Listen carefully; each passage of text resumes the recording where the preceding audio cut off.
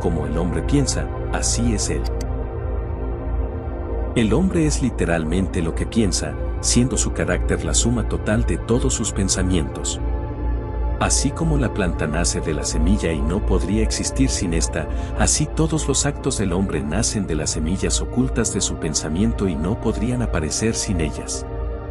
Esto es igualmente aplicable a aquellos actos llamados espontáneos o no premeditados, como aquellos que se ejecutan deliberadamente. La acción es la flor del pensamiento, y la alegría o el sufrimiento son sus frutos. De este modo el hombre cosecha los productos dulces o amargos de su propia labranza. El pensamiento nos ha formado, lo que somos, por él fue forjado y construido. Si la mente del hombre contiene malos pensamientos, el dolor lo sigue como la rueda tras el buey que la arrastra. Si persevera en pureza de pensamiento, la alegría lo acompaña como su propia sombra, inevitablemente. El hombre no es una creación artificial, sino que se desarrolla por ley. La causa y el efecto son tan absolutos e indesviables en el reino oculto del pensamiento como lo son en el mundo visible y material. Un carácter noble y perfecto no es obra del favor o de la casualidad, es el resultado natural del continuo esfuerzo en el buen pensar, el efecto de una asociación largamente cultivada con el pensamiento de la perfección. Mediante el mismo proceso, un carácter vil y bestial es el resultado del continuo hospedaje de pensamientos bajos. El hombre se forma o deforma a sí mismo, en la fragua del pensamiento forja las armas para su propia destrucción, como ahí también elabora las herramientas con que construye para sí mansiones celestiales de felicidad, fortaleza y paz. Mediante la buena elección y verdadera aplicación del pensamiento, el hombre asciende a la perfección divina, mediante el abuso y mala aplicación de él, desciende a un nivel más bajo que el de la bestia. Entre estos dos extremos están todas las graduaciones del carácter y el hombre es el artífice y señor de ellas. De todas las hermosas verdades restituidas y traídas nuevamente a luz en esta era, ninguna más alentadora o más fecunda en esperanza y valor que esta, que el hombre es el amo de su pensamiento, el formador de su carácter, el hacedor y moldeador de sus condiciones, de su medio ambiente y de su destino. Como poseedor de los atributos de poder, inteligencia y amor, y como señor de sus propios pensamientos, el hombre tiene en sus manos la llave de toda situación y encierra en sí mismo el factor que transforma y regenera, mediante el cual puede llegar a ser lo que desea ser. El hombre es siempre el amo, aun en su estado de mayor debilidad y abandono, pero, en su flaqueza y degradación, es amo culpable que gobierna mal su casa. Cuando empieza a reflexionar sobre su condición y a buscar diligentemente la ley sobre la cual está establecido su ser, entonces se convierte en amo juicioso que dirige sus energías con inteligencia y que forma sus pensamientos teniendo en vista resultados fructíferas. Tal es el amo consciente. El hombre solo puede llegar a serlo, descubriendo en sí mismo las leyes del pensamiento, cuyo descubrimiento depende totalmente de la aplicación, el análisis y la experiencia. Solo mediante largas exploraciones y excavaciones se obtiene el oro y los diamantes. Del mismo modo puede el hombre encontrar todas las verdades relacionadas con su ser, cavando profundamente la mina de su alma, y si observa, controla y altera sus pensamientos, trazando sus efectos sobre sí mismo, sobre los demás y sobre su vida y circunstancias, enlazando causas y efectos con minucioso ejercicio y paciente investigación, utilizando cada experiencia, aún no más trivial, como medio de obtener ese conocimiento de sí mismo que es comprensión, sabiduría y poder, llegará a probar infaliblemente que es el formador de su carácter, el moldeador de su vida, el constructor de su destino. En este sentido, más que en ningún otro, es absolutamente cierta la ley, que dice, el que busque encontrará, y a aquel que golpeare le será abierto, pues solo con la paciencia, el ejercicio y la asidua insistencia, puede el hombre penetrar al templo del conocimiento. Efecto del pensamiento sobre las circunstancias. La mente humana es comparable a un jardín, el que puede cultivarse inteligentemente o bien dejarse abandonado, pero, ya sea en una forma o en la otra, inevitablemente tiene que producir. Si no se le siembra con semillas escogidas, abundantes e inútiles malezas brotan en él y siguen reproduciendo su especie. Tal como un jardinero cultiva su terreno, manteniéndolo libre de malas hierbas, desarrollando en cambio los frutos y flores que necesita. Así puede el hombre cuidar el jardín de su mente, desmalezándolo de todos los pensamientos errados, inútiles e impuros, llevando hacia la perfección el cultivo de las flores y frutos de los pensamientos rectos, útiles y elevados. Siguiendo este procedimiento, tarde o temprano el hombre descubre que él es el maestro jardinero de su alma, el director de su vida. También descubre dentro de sí las leyes del pensamiento y comprende, con exactitud siempre creciente, cómo operan las fuerzas y los elementos mentales en la formación de su carácter, circunstancias y destino. El pensamiento y el carácter son uno, y como éste solo puede manifestarse y descubrirse gracias a las circunstancias y al medio ambiente, siempre se observará que las condiciones de vida de una persona están en relación armónica con su estado interno o mental. Esto no significa que las circunstancias en que se encuentre en un momento dado sean la indicación de todo su carácter, pero sí que esas circunstancias están tan íntimamente relacionadas con algún elemento vital de su propio pensamiento que por el momento dichas circunstancias son indispensables para su desarrollo. Toda persona se encuentra en la situación en que está en virtud de la ley que gobierna su ser. Los pensamientos que ha amalgamado en su carácter la han conducido a esa situación. En la disposición de su vida no hay ningún elemento de casualidad, sino que todo es el resultado de una ley que jamás yerra. Esto es tan cierto en aquellos que se sienten fuera de armonía con lo que los rodea, como también en aquellos que se sienten satisfechos con las condiciones en las cuales se encuentran. El hombre, como ser sujeto al progreso y a la evolución, se encuentra en su situación actual, sea cual sea, para que aprenda que él es susceptible de crecimiento, es decir, de desarrollo, y a medida que aprende la lección espiritual que cualquier circunstancia encierra para él, ésta desaparece y da lugar a otras. Las circunstancias maltratan al hombre mientras éste se cree víctima de condiciones externas, pero cuando llega a comprender que él es un poder creador y que puede gobernar el terreno y las semillas ocultas de su ser, de donde brotan las circunstancias, entonces llega a ser el verdadero dueño de sí mismo. Que las circunstancias brotan del pensamiento lo sabe todo aquel que por cierto tiempo haya practicado el dominio de sí mismo y la purificación de su ser, pues habrá notado que la alteración de las circunstancias de su vida ha sido en proporción exacta con la alteración de su condición mental.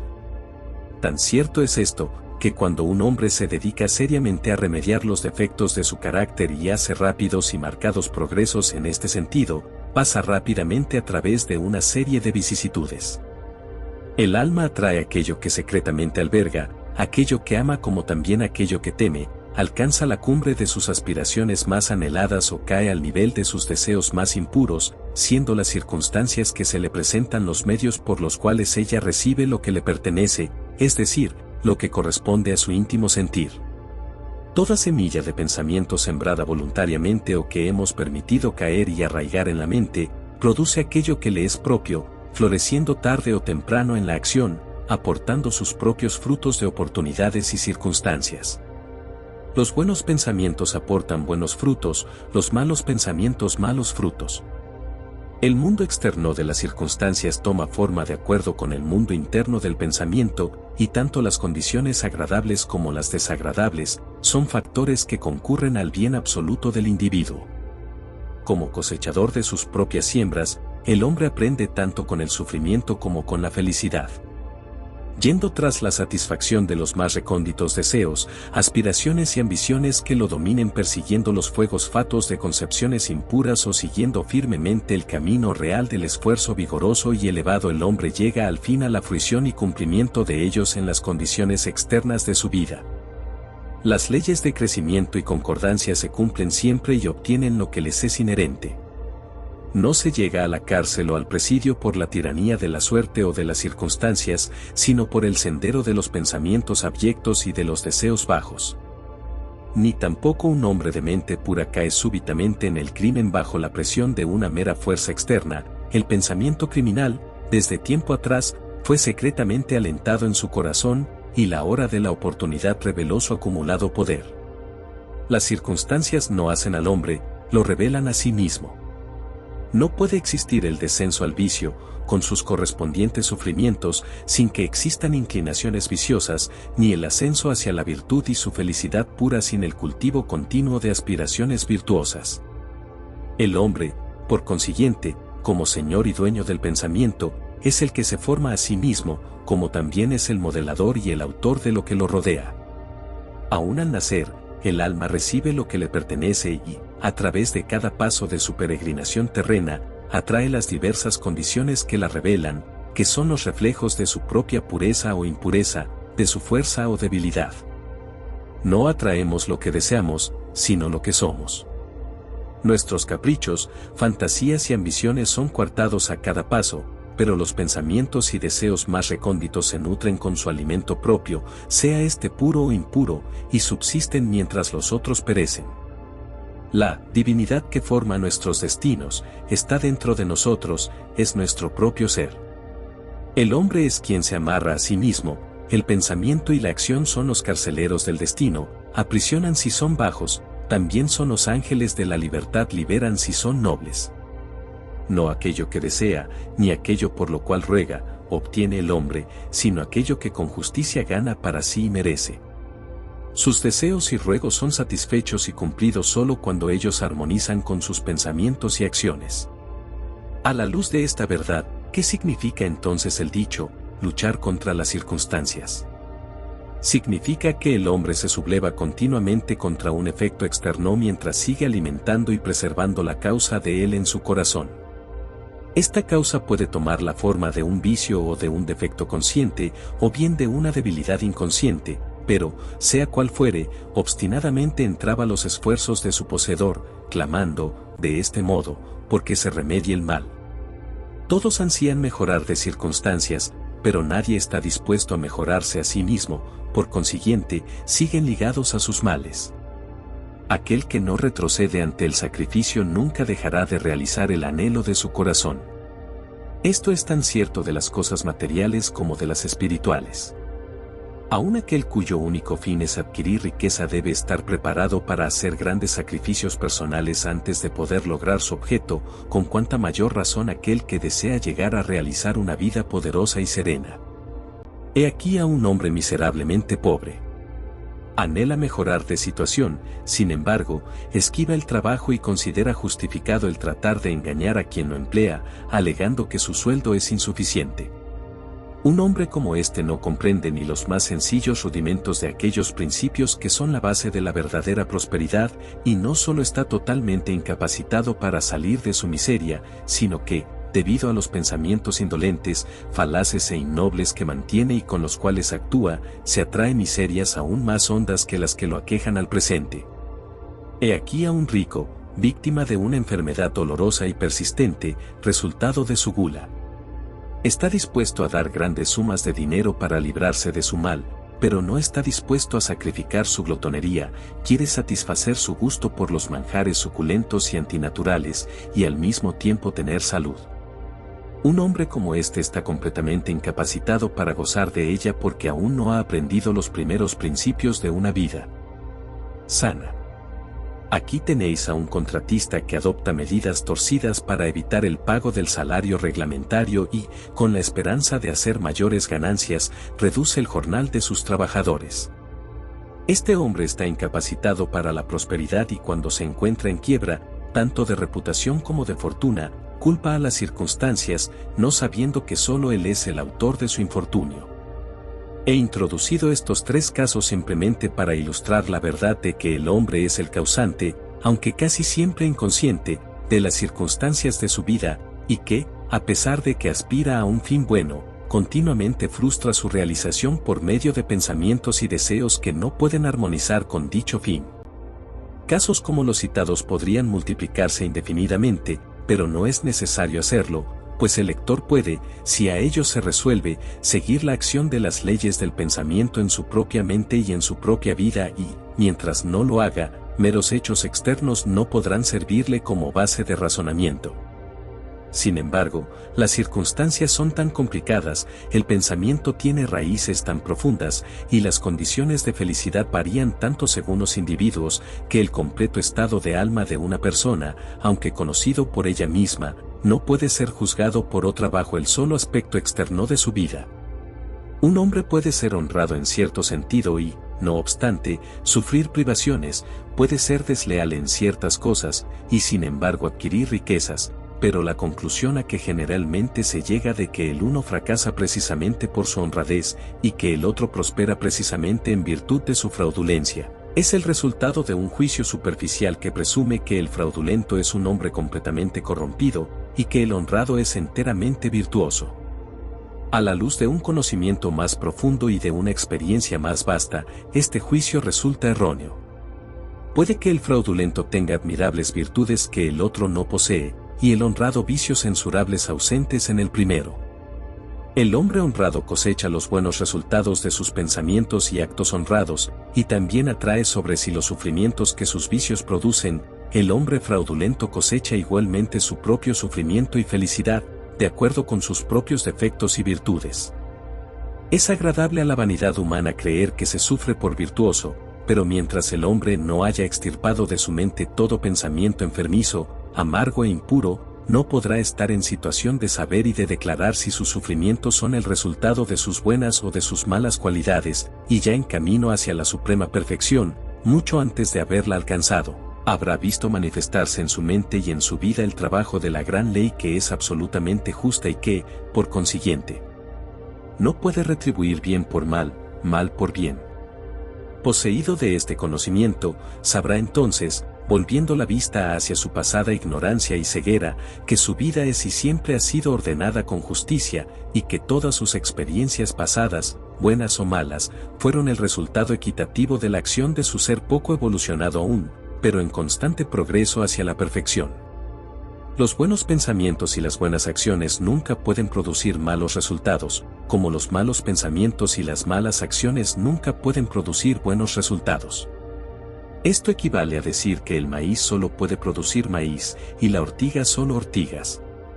Los hombres comprenden esta ley en el mundo material y trabajan de acuerdo con ella, pero pocos la comprenden en el mundo mental y moral, aunque su operación en estos es tan sencilla y exacta como en el primero y, por consiguiente, no cooperan con ella. El sufrimiento es siempre efecto de algún pensamiento errado, es indicio de que el individuo está fuera de armonía con sí mismo, con la ley de su ser. Purificar, quemar todo lo que es inútil e impuro, es el único y supremo fin del sufrimiento. Este cesa, pues, para aquel que ha alcanzado la pureza. No tendría objeto quemar el oro después que ha sido separado de la escoria, así un ser perfectamente puro no tendría por qué sufrir. Las circunstancias dolorosas que el hombre encuentra en su vida son el resultado de su propia desarmonía mental, como las que le proporcionan dicha son el resultado de su propia armonía mental. La felicidad, y no las posesiones materiales, es la que da la medida del buen pensamiento. La miseria, y no la falta de bienes materiales, es la que da la medida del pensamiento errado. Un hombre puede ser desgraciado a pesar de ser rico, y puede ser feliz no obstante su pobreza. La felicidad y la riqueza solo se unen cuando ésta es empleada con sabiduría y rectitud, y el pobre solo se sume en la miseria cuando considera su suerte como una carga injustamente impuesta. La indigencia y la incontinencia son los dos extremos de la miseria, ambas son igualmente antinaturales, resultado del desorden mental. El hombre no está en buenas condiciones mientras no es sano, feliz y próspero, y la salud, la felicidad y la prosperidad son el resultado de la concordancia armónica entre lo interno y lo externo, entre el hombre y lo que lo rodea. El ser humano solo empieza a ser hombre cuando cesa de lamentarse y de blasfemar, comenzando a buscar la justicia oculta que gobierna su vida. Al adaptar su mente a ese factor que la regula, cesa también de culpar a otros como causantes de su desgraciada condición y empieza a formarse con pensamientos vigorosos y nobles, deja de rebelarse contra las circunstancias y comienza a aprovecharlas como una ayuda para su más rápido progreso, utilizándolas al mismo tiempo como medios de descubrir los poderes y posibilidades ocultas dentro de sí. Orden, y no confusión, es el principio dominante en el universo. Justicia y no injusticia, es el alma y substancia de la vida. Rectitud, y no corrupción, es la fuerza motriz y modeladora en el gobierno espiritual del mundo. Siendo esto así, el hombre solo tiene que armonizar con estos principios para encontrar que el universo es bueno, y durante el proceso de esta armonización encontrará que a medida que altere su pensamiento respecto a los seres y a las cosas, éstas también se alterarán respecto a él. La prueba de esta verdad está en cada persona, por consiguiente, admite fácil investigación mediante una sistemática introspección y análisis de sí misma. Cambie un hombre radicalmente su pensamiento y se asombrará ante la rápida transformación que esto efectuará en las condiciones materiales de su vida. Todos se imaginan que el pensamiento puede mantenerse oculto, pero no es así. Rápidamente este se cristaliza en hábitos, y el hábito, a su vez, se solidifica en circunstancias. Los pensamientos bestiales se cristalizan en hábitos de ebriedad y sensualismo, los que se solidifican en circunstancias que traen consigo privaciones y enfermedades. Los pensamientos impuros de toda especie se cristalizan en hábitos vergonzosos y enervantes, los que se solidifican en circunstancias perturbadoras y adversas. Los pensamientos de temor, duda e indecisión se cristalizan en hábitos de debilidad, cobardía e irresolución, los que se solidifican en circunstancias que producen fracasos. Indigencia y esclavitud, los pensamientos de pereza se cristalizan en hábitos de desaseo e impureza, los que se solidifican en circunstancias que sumen en la inmundicia y la mendicidad. Los de reprobación y odio se cristalizan en hábitos de delación y violencia, los que se solidifican en circunstancias de injuria y persecución. Los pensamientos egoístas de toda especie se cristalizan en hábitos interesados, los que se solidifican en circunstancias más o menos angustiosas. Por otra parte, todos los pensamientos hermosos se cristalizan en hábitos de gracia y bondad, los que se solidifican en circunstancias alegres y risueñas. Los pensamientos puros se cristalizan en hábitos de temperancia y dominio de sí mismo, los que se solidifican en reposo y paz. Los de valor, confianza y decisión, en hábitos viriles, que se solidifican en éxito, abundancia y libertad. Los enérgicos, en hábitos puros e industriosos que se solidifican en circunstancias agradables. Los pensamientos apacibles e indulgentes, en hábitos de bondad que se solidifican en circunstancias protectoras y preservativas. Los pensamientos amantes y desinteresados, en hábitos de dedicación a los demás, que se solidifican en circunstancias de segura y permanente prosperidad y verdadera riqueza. Una corriente cualquiera de pensamientos en la cual se persista, sea esta buena o mala, no puede dejar de producir sus resultados en el carácter y en las circunstancias. El hombre no puede elegir estas directamente, pero sí puede elegir sus pensamientos y de este modo, indirecta pero seguramente, moldear sus circunstancias. La naturaleza ayuda a todos a satisfacer los pensamientos que ellos más alientan y les presenta las oportunidades que con mayor rapidez traigan a la superficie tanto los pensamientos buenos como los malos. Cese un hombre en sus pensamientos pecaminosos y el mundo entero se suavizará hacia él y estará pronto para ayudarlo. Deje a un lado sus pensamientos débiles y enfermizos, y las oportunidades nacerán de todos lados ayudando a sus enérgicas resoluciones. Aliente los buenos pensamientos, y ningún hado cruel lo atará a la miseria o a la vergüenza. El mundo es vuestro caleidoscopio y las variables combinaciones de colores que en cada sucesivo instante os presenta, son las imágenes primorosamente arregladas de vuestros pensamientos en perpetuo movimiento. Seréis aquello que tengáis la voluntad de ser. Dejad efecto del pensamiento sobre la salud y sobre el cuerpo. El cuerpo es el servidor de la mente, obedece a la acción de ésta, ya sea que dicha acción sea deliberada o automática. Bajo las órdenes de pensamientos ilícitos, el cuerpo se sume rápidamente en la enfermedad y la decadencia, como bajo el imperio de pensamientos alegres y hermosos se reviste de juventud y belleza.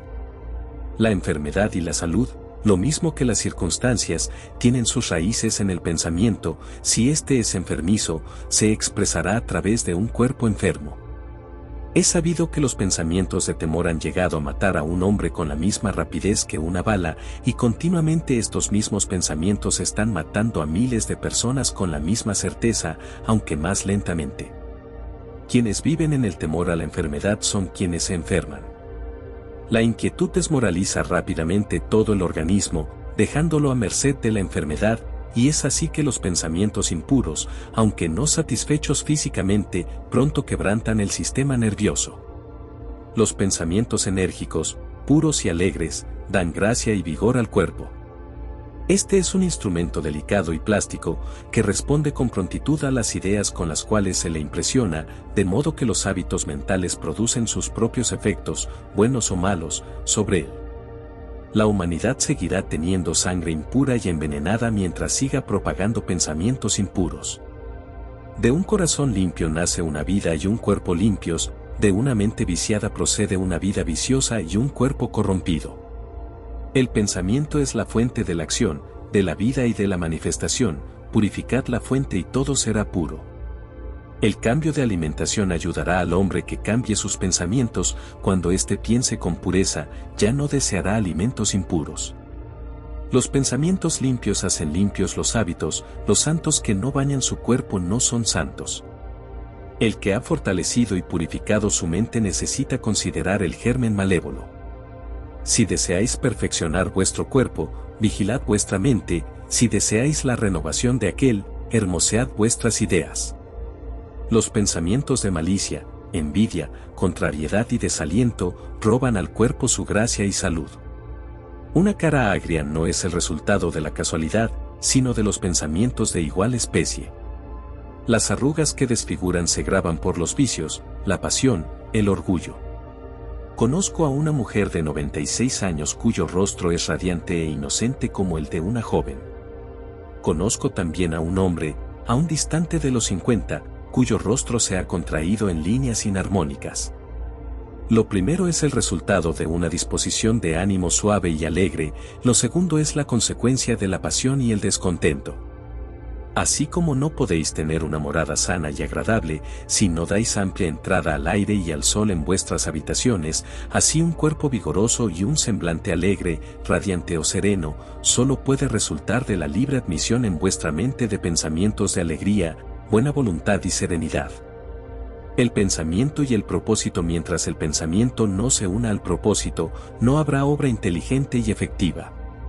En la mayoría de las gentes la barca del pensamiento va a la aventura sobre el océano de la vida. La falta de objetivo es un defecto, y tal desorientación no debe existir si se quiere evitar catástrofes y destrucciones. Aquellos que no tienen un propósito primordial en su vida, caen fácil presa de las preocupaciones mezquinas, temores y aflicciones, todo lo cual revela debilidad y conduce, con la misma certeza que las faltas premeditadas, aunque por diverso camino, al fracaso, al sufrimiento, a la desgracia, pues la debilidad no puede persistir en un universo generador de energías. El hombre debe concebir en su corazón un propósito lícito y dedicarse a su consecución, debe hacer de él el eje de sus pensamientos.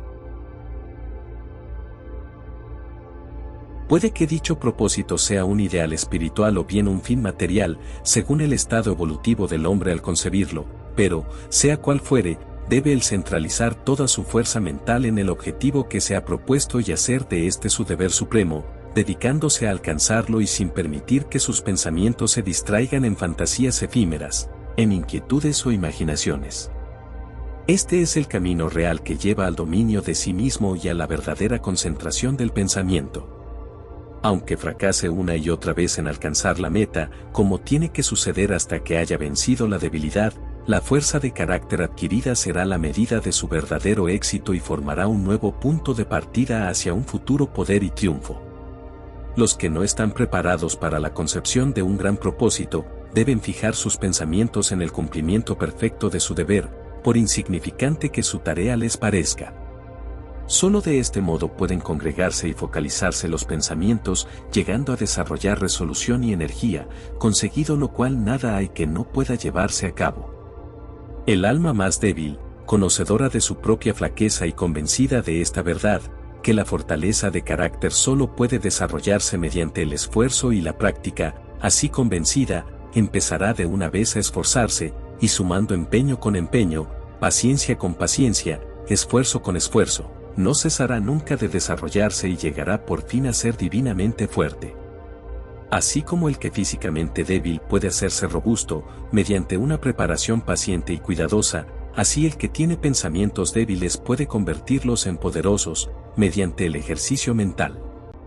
Dejar a un lado la indecisión y la debilidad y pensar con propósito, es ingresar a las filas de los fuertes, que solo ven en el fracaso uno de los senderos hacia el logro de la meta, que ponen a su servicio todas las condiciones y que piensan vigorosamente, intentan intrépidamente y realizan sus fines con maestría. Una vez concebido el propósito, debe trazarse mentalmente un camino recto hacia su realización y seguirlo sin mirar ni a uno ni a otro lado. Las dudas y los temores deben excluirse rigurosamente, son elementos desintegrantes que quebrantan la línea recta del esfuerzo, torciéndola y haciéndola ineficaz, inútil. Los pensamientos de temor y de duda jamás construyen y jamás pueden hacerlo, siempre conducen al fracaso. El propósito, la energía, el poder de acción, como todos los pensamientos vigorosos, cesan cuando la duda y el temor se introducen en la mente. La voluntad de hacer algo nace del conocimiento de que podemos hacerlo.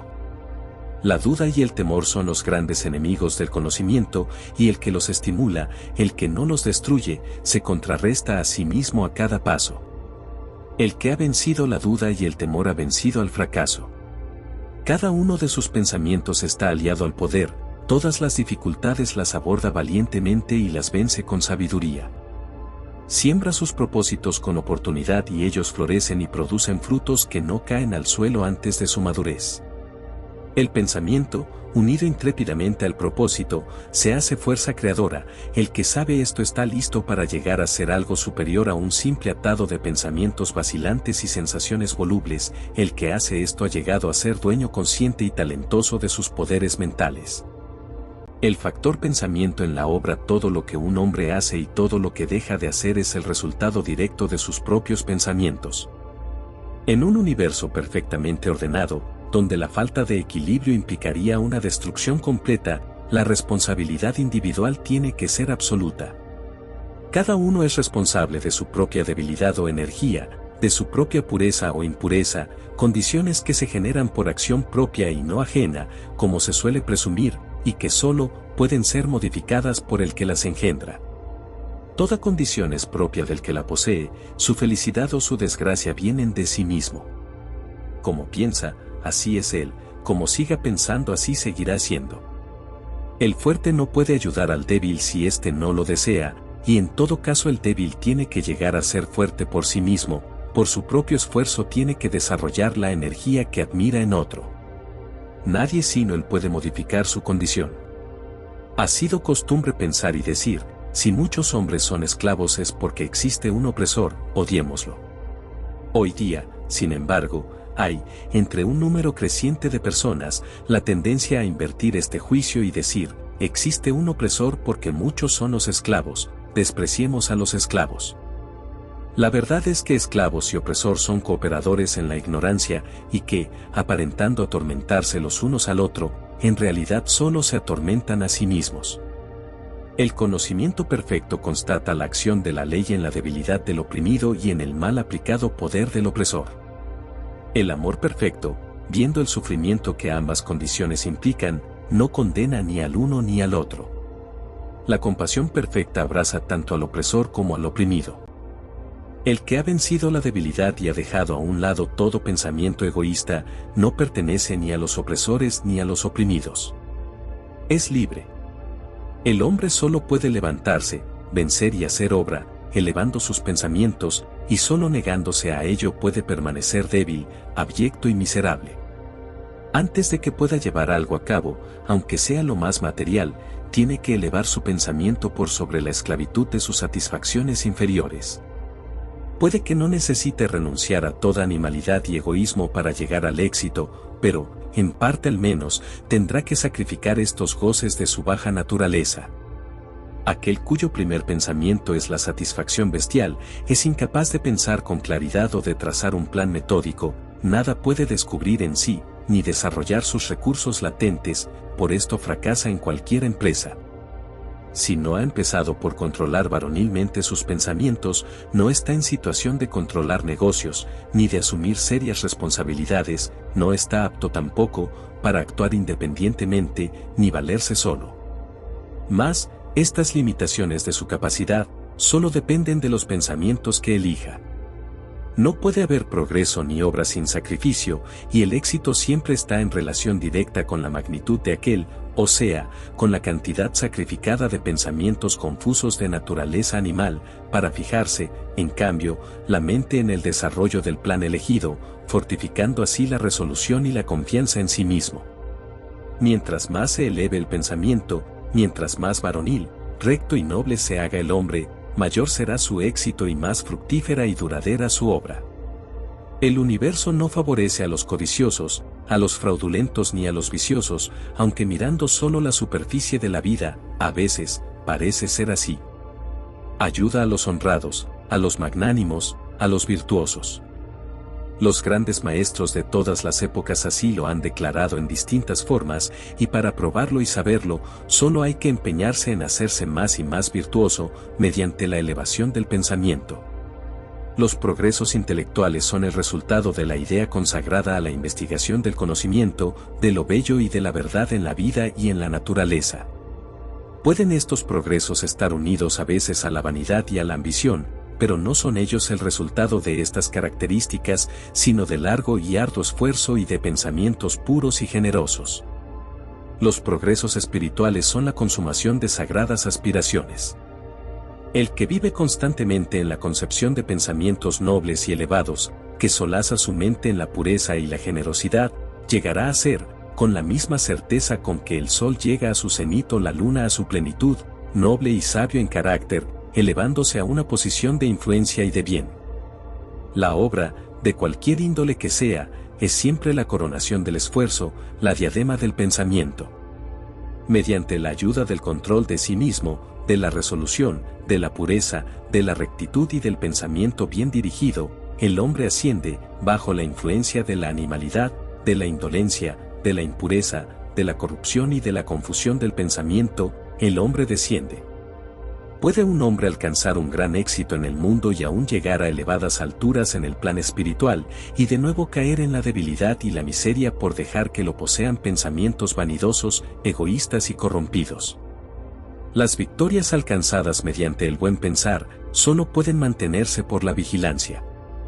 Muchos se descuidan una vez asegurado el éxito, y rápidamente vuelven a caer en la falta.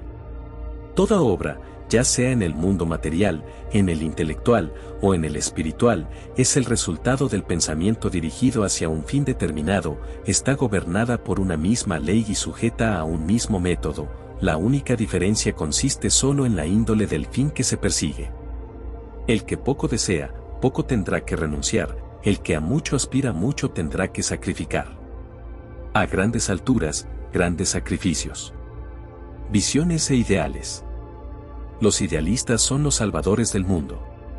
Así como el mundo visible se sostiene en el invisible, así los hombres, a través de todas sus pruebas, sus faltas e inclinaciones sórdidas, se nutren de las hermosas visiones de los soñadores solitarios. La humanidad no puede olvidar sus idealistas, no puede dejar que los sueños de estos palidezcan y mueran, vive en ellos, sabe que esos sueños son las realidades, que algún día contemplará y conocerá. Compositores, escultores, poetas, pintores, profetas, sabios, he aquí los constructores del más allá, los arquitectos del cielo. El mundo es hermoso porque ellos han vivido, sin ellos la humanidad, fatigada, perecería. El que alimenta una hermosa visión, un noble ideal, lo verá realizado algún día. Colón acariciaba la idea de otro mundo, y lo descubrió. Copérnico nutría la visión de una multiplicidad de mundos y de un universo más amplio, y lo reveló. Bude alentaba el ensueño de un mundo espiritual de belleza impecable y perfecta paz, y entró en él. Amad vuestras visiones, dad alas a vuestros ideales, cultivad con amor la música que se agita en vuestro espíritu, la belleza que toma forma en vuestra mente, el encanto con que se revisten vuestros pensamientos más puros, pues de ello nacerán las condiciones más deleitosas, el ambiente más feliz. De ello, si le sois fieles y leales, construiréis, por fin, vuestro mundo. Desear es obtener, aspirar es efectuar. ¿Es posible que los deseos más viles del hombre reciban la más completa medida de satisfacción, mientras sus aspiraciones más puras mueren por falta de alimento? Esa no es la ley, en esa condición nunca se podrá obtener, pedid y recibiréis. Soñad, y según sean vuestros sueños, así llegaréis a ser. Vuestra visión es la promesa de lo que seréis un día, vuestro ideal es la profecía de lo que por fin daréis a luz. La obra más grande no fue al principio sino un sueño. El roble duerme en la bellota, el ave espera en el germen, y en la más alta visión del alma se anuncia el despertar de un ángel. Los ensueños son semillas de las realidades. Las circunstancias en que os encontráis pueden seros desfavorables, pero no tardarán en cambiar si solo percibís un ideal y lucháis por alcanzarlo. No podéis adelantar en el espíritu sin cambiar vuestro mundo exterior. He aquí a un muchacho apremiado por la necesidad y el trabajo, encerrado largas horas en un taller malsano, sin instrucción y falto de todo refinamiento. Pero sueña con cosas mejores, medita en la inteligencia, en la cultura, en la gracia y la belleza. Concibe y construye mentalmente una condición de vida ideal, la visión de una libertad más amplia y de un fin más grande toman posesión de él, el descontento lo empuja a la acción, y utiliza todo su tiempo libre y sus escasos recursos, al desarrollo de sus poderes y facultades latentes. Tan grande es el cambio mental producido, que muy pronto el taller ya no puede contenerlo. Ha llegado a estar tan en desarmonía con su mentalidad, que se desprende de su vida como un ropaje que se echa a un lado, y con el desarrollo de oportunidades que encuadran con las miras de sus nuevas capacidades, desaparece de su vida para siempre. Años después, vemos este muchacho ya hombre, lo encontramos dueño de ciertas fuerzas mentales que maneja con gran influencia y poder casi sin igual. En sus manos mantiene las cuerdas de gigantescas responsabilidades, habla, y las vidas cambian a su palabra, hombres y mujeres penden de ella y templan sus caracteres a su influencia, y como el sol, llega a ser un centro fijo y luminoso alrededor del cual giran innumerables destinos.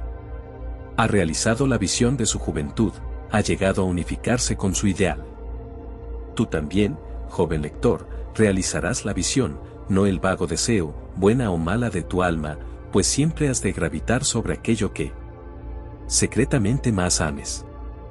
En tus manos serán puestos los resultados exactos de tus propios pensamientos, has de recibir lo que hayas merecido, ni más ni menos. Sea cual sea tu situación actual, o caes, o permaneces, o te levantas con tus pensamientos, con tu visión, con tu ideal. Te harás tan pequeño como tu deseo dominante, o bien, como lo dice tan hermosamente Stanton Kerken Davis, puede que seas tenedor de libros, y en un momento dado salgas por la puerta que tanto tiempo ha parecido una barrera a tus ideales y te encuentres ante el público la pluma todavía tras de la oreja, las manchas de tinta aún en tus dedos y ante él se desborde el torrente de tu inspiración. Puede que seas ovejero, llegarás a la ciudad, palurdo y admirado, vagarás bajo la intrépida dirección del espíritu y has de llegar al estudio del maestro, que, después de un tiempo, te dirá, nada más puedo enseñarte. Y entonces serás tú el maestro, tú, que poco tiempo ha, soñabas grandes sueños mientras conducías tus ovejas. Los inconscientes, ignorantes y desidiosos, viendo solo las apariencias de las cosas y no las cosas en sí, hablan de suerte, de fortuna, de casualidad. Viendo a un hombre hacerse rico, dicen, que afortunado es. Observando que otro llega a ser un intelectual, exclaman, qué favorecido. Y fijándose en la santidad y vasta influencia de un tercero, agregan, cómo lo ayuda la suerte a cada paso. No saben de las pruebas, los fracasos y las luchas que estos hombres han enfrentado voluntariamente para obtener su actual experiencia, no tienen idea de los sacrificios que han hecho, del indomable esfuerzo desplegado, de la fe ejercitada para llegar a vencer lo aparentemente insuperable y realizar la visión de su alma. No saben de la obscuridad y de las angustias, solo ven la luz y la alegría, y lo llaman suerte, no ven la larga y penosa jornada, sino que solo contemplan la meta agradable, y la llaman buena fortuna, no comprenden el procedimiento, sino que perciben el resultado, y lo llaman casualidad. En todo lo humano, hay esfuerzos y hay resultados, siendo la fuerza de lo primero la medida de lo segundo. La casualidad no existe. Dones, poderes, posesiones materiales, intelectuales o espirituales, todos son frutos del esfuerzo, son pensamientos ya completos, fines cumplidos, visiones realizadas. La visión que glorificáis en vuestra mente, el ideal que entronizáis en vuestro corazón, esto es lo que formará vuestra vida, esto lo que llegaréis a ser. Serenidad. La serenidad mental es una de las hermosas joyas de la sabiduría, es el resultado de un largo y paciente esfuerzo en el control de sí mismo. Su presencia indica madura experimentación y un conocimiento más que corriente de las leyes y operaciones del pensamiento. El hombre adquiere serenidad a medida que comprende que es un producto del pensamiento evolutivo, ya que este conocimiento significa que todos los demás hombres son igualmente productos del pensamiento, y a medida que desarrolla esta comprensión y ve con siempre creciente claridad la relación interna de las cosas por la ley de causa y efecto, cesa en sus lamentos e inquietudes y queda equilibrado, firme, sereno. Habiendo aprendido a gobernarse, el hombre sereno sabe cómo adaptarse a los demás, y ellos, en cambio, sintiendo su fuerza espiritual, sienten que pueden confiar y aprender en él. Mientras más sereno se hace un hombre, mayor es su éxito, su influencia, su poder para el bien. Hasta el simple mercader encontrará que su prosperidad comercial aumenta a medida que desarrolla mayor ecuanimidad y control en sí mismo, pues la gente siempre prefiere tratar con una persona cuyo carácter sea equilibrado. Siempre se ama y venera al hombre fuerte, sereno. Es como otro árbol frondoso en una tierra sedienta o como la roca protectora en una tempestad. ¿Quién no ama un corazón tranquilo, un carácter complaciente, una vida equilibrada? Llueva o brille el sol, advengan cambios o vicisitudes, los que poseen estas bendiciones siguen siempre los mismos, afables, serenos, tranquilos. Esa exquisita regularidad de carácter que llamamos serenidad es la última lección de cultura que aprovechar, es el florecer de la vida, la fructificación del alma. Es tan valiosa como la sabiduría y más deseable que el oro. Qué insignificante aparece el mero correr tras el dinero comparado con una vida serena, una vida que vive en pleno océano de verdad, bajo las olas, fuera del alcance de las tempestades, en la calma eterna. ¿Cuántas personas conocemos que amargan sus vidas, que destruyen cuanto hay de dulce y hermoso en ellas por la violencia de su carácter, que se desquician y se envenenan la sangre por la menor cosa? Es de preguntarse si la gran mayoría de la gente no arruina su vida y destruye su felicidad por simple falta de control. Cuán pocos son los equilibrados, los que tienen ese exquisito dominio de sí mismo que es la característica de una personalidad cabal. Sí, la humanidad se agita en enorme oleaje de pasiones desenfrenadas, se exalta en el dolor sin gobierno, bamboleada por la ansiedad y la duda. Solo el sabio, solo aquel que ha controlado y purificado sus pensamientos, doblega las tempestades de su alma. Almas atormentadas, donde quiera que estéis, sea cual fuere vuestra situación, sabed esto, en el océano de la vida sonríen las islas de la felicidad, y la playa luminosa de vuestro ideal os aguarda. Mantened la mano firme sobre el timón del pensamiento. Reclinado en la barca de vuestra alma, el amo duerme, despenadlo. El control de sí mismo es fuerza, el pensamiento bien dirigido, dominio, la serenidad, poder. Decida vuestro corazón, la paz sea contigo.